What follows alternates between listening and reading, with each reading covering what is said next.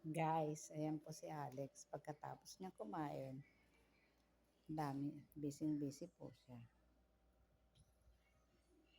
Gumagawa po siya ng kanyang homework. Ayan guys.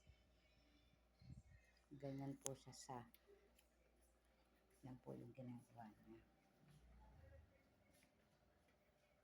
Tapos na isa? Ha? Ha? Busy? Busy ka? O busy yan? Busy?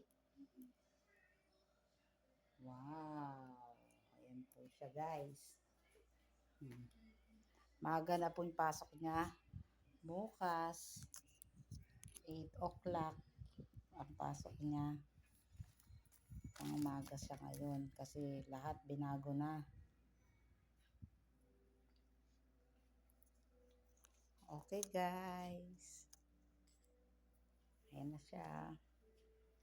Tapos mamaya pagkatapos niya, mag-sleep na siya. Okay guys, don't forget follow and subscribe.